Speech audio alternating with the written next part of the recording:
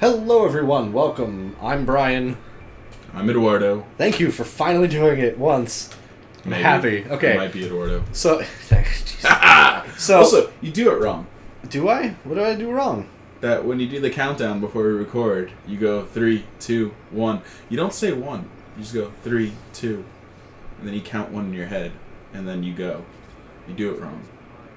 Anyway, we're doing Assassin's Creed 2. Yeah, we're doing Assassin's Creed 2.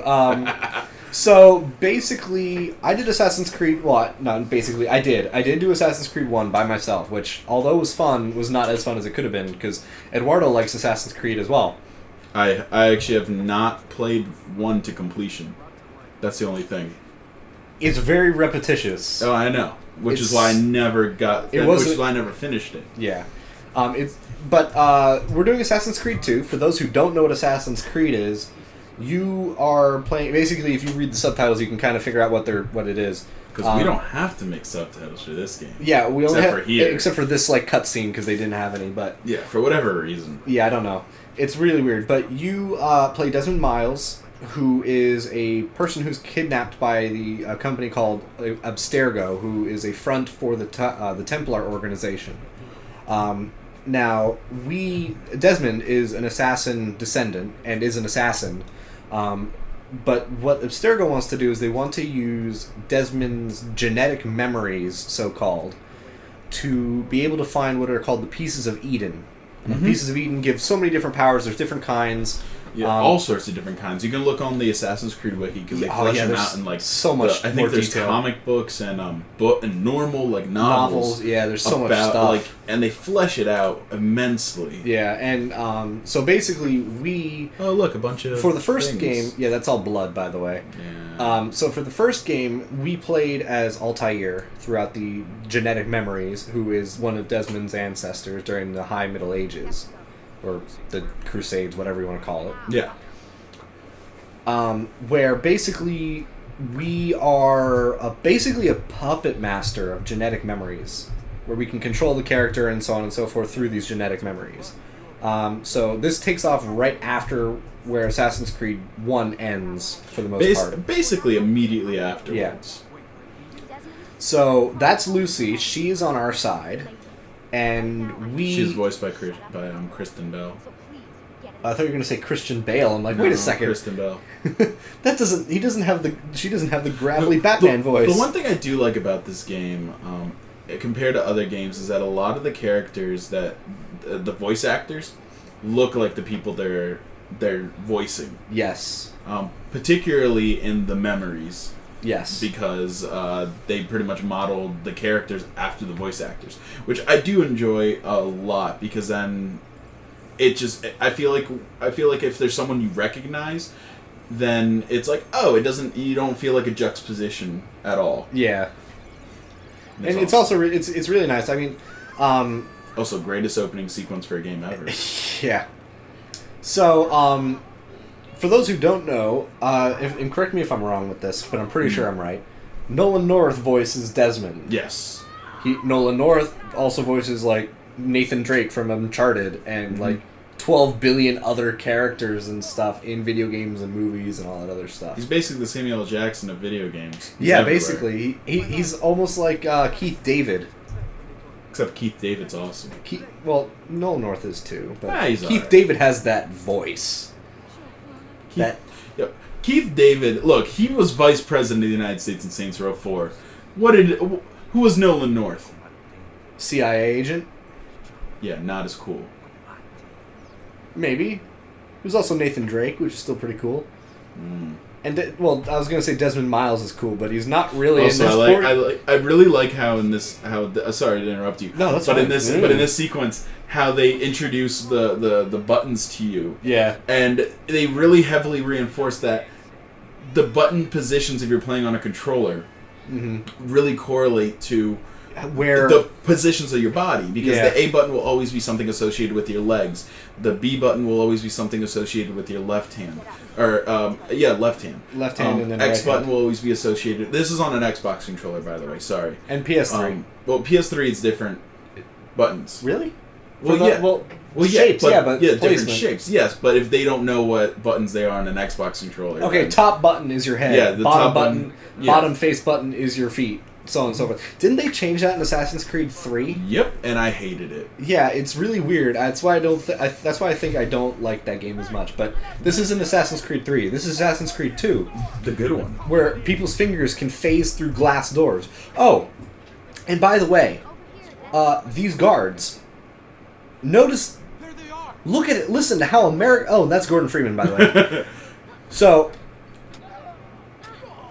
And those blows were a lot less satisfying sounding than I thought they would be. Yeah. But the one thing I do want to point out is those guards sound very American, which is very strange considering American, because this Abstergo laboratory is in Italy. Yeah, you would think they would hire like local people to be the security, Yeah, but apparently that's not the case. Yeah, it's a little strange. Now, sometimes you may notice little frame rate hiccups in this first part, and I don't really know why they were there. It happened every time I tried to record it, no matter what program I used to record it, so it's not the video, so don't worry about that. It's totally the video. So, the one thing with how this project is going to run, this first episode is the exception to the rule, but basically what we're going to be doing is we're editing out all of the monotonous running. So anything that's really plot important, story important, anything like that, mission start, mission end. Yeah, and the reason this one's kind of the exception is because 90% of the beginning, this part of the game is exposition, and it's set up for things you see later on in the series, not just like Brotherhood or Revelations, Right. but like even into Black Flag. Right, and actually this part here, us running through these animi, which it actually is animi, Desmond's questioning it, but they're actually it's are US. called, yeah, it's animi. So basically with that, this sets the precedent for the Assassin's Creed Brotherhood multiplayer. Yes. Which I never actually played up until I replayed Brotherhood recently just before I started recording this project. But yeah, we're basically going to be cutting out all of the monotonous running because... that takes forever. Yeah, at this point, when we first planned on doing this project, months ago... Oh yeah, it was a long time ago. We figured, okay, we went onto a website to kind of see how long it would take to play on normal speed. And from that, we calculated that we would be at like 38 episodes or something like that by the end.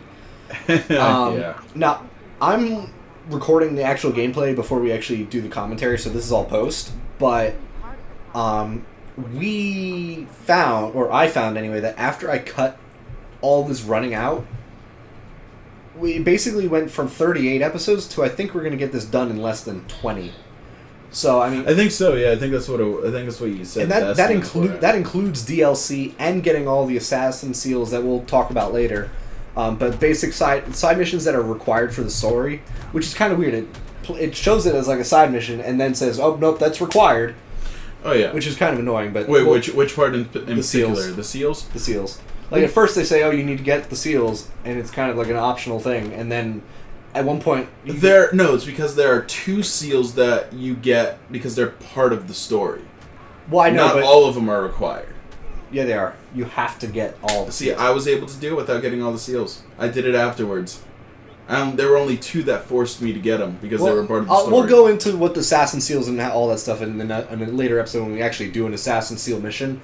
But with... we cut down from like 38 episodes projected, and now I'm at sequence 10 of like 14, and it's like episode 13 or 14 that I'm already at, just recording the footage and editing it. So it's like, even with the DLC, which is the Battle of Forlì, which is actually kind of fun. I actually never got the DLC for this. I've actually never gotten any DLC for any of the Assassin's Creed games. Oh, mine was included because it was on Steam. Yeah. But yeah, basically... this project originally planned to be kind of long, like Mass Effect. It's going to be quite short because we're cutting out all the bullshit. Which we probably should have done with Mass Effect. Taking so freaking long. The problem is we started it as live commentary, and then we kind of ended up just doing it in post, but... Hey, whatever. And now we're at a warehouse, by the way. We were in a trunk. Yeah, we didn't. We there's lots of stuff that we. Something dinged. Yeah, that was my email. Whoops. I thought it was in the video. I'm like, I don't remember that happening. No. Also, this walk-up is actually really important because it really gives you an idea of what else is happening in the world in correlation to this conflict with the Templars and Assassins. Like, it's not just, oh yeah, by the way, there are Templars and Assassins, and they kind of don't like each other. Like, no, they really hate each other. Yeah, this is a global conflict kind of thing. And it's an ideological conflict. That's the best part of it all. It's not like, it's not just, oh, you are red. No, you are white. I hate you. No, I hate you. It's the actual ideology of control versus free will, which gets really muddled, and I think they do this on purpose in later games. Where it gets really muddled, and I think that's what brings us into Assassin's Creed Rogue. Yeah, well, the first game actually dictates... It actually gives me it describes it kind of well of... Al-Mualim says he doesn't disagree with the ends, but he disagrees with how they're both going about doing it. Mm-hmm. Like, he likes what the Templars want to do at the end of, like, bringing peace and stuff like that, but he doesn't like how they're going about it, which is control and robbing of free will, which is that obviously the exact opposite of what the Assassins want. Oh, and that Desmond Miles swagger, because of course, and this scene doesn't make sense to me. 7 years, I don't understand that.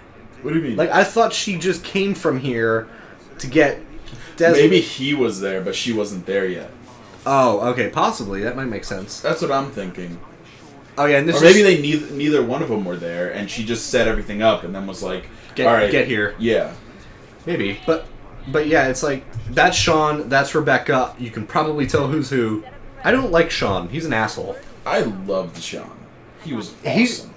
There are parts where he's awesome, but sometimes he's just like an ass. Oh, he's totally an asshole. But he's British, so you have to forgive it. Yeah. And then you got Rebecca, who's like techno whiz. Who's the most awesome of them all. Yeah. But yeah, before we can actually go into the Animus and actually start the game, we actually have to talk to everybody. At least once.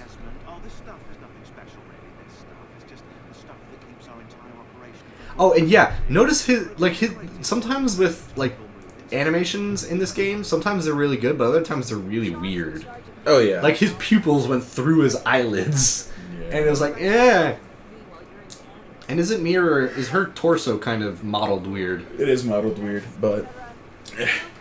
But something I do find interesting is their fingers are actually well done. Oh, yeah, that's something I've always liked about this game. You'd think that, I mean, fingers and hands are really difficult because they're very...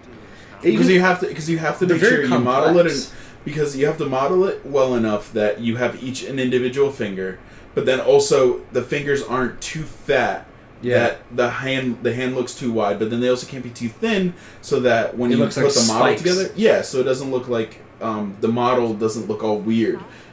Yeah, I mean, the more polygons you can have on screen at a time, the easier it is to do it, because then you can get the little intricacies. Yeah, but yeah, hands are like really complex if you think about it. So many things going on at once, and that's why we can play the piano. I can't play the piano, nor can Eduardo, but we as a society... I started to learn how to play the piano. I wanted to. Play anymore. I've wanted to learn how to play the piano and the violin, but I never could. Never did it. I started to, and then just never kept up with it, so I kind of forgot most of it. Yeah, so I really can't play. What can you do? But yeah, this episode is only going to be 14 minutes, just under 15 minutes actually. Every other episode pretty much is going to be around 20 minutes, and that's only because this episode was done first, and it was all plot, and I figured I don't want to go further than this with the very beginning of our Let's Play. So that's pretty much it for the end of this episode. We'll see you guys tomorrow and the next day, and probably later this week we'll do Spyro, but see ya!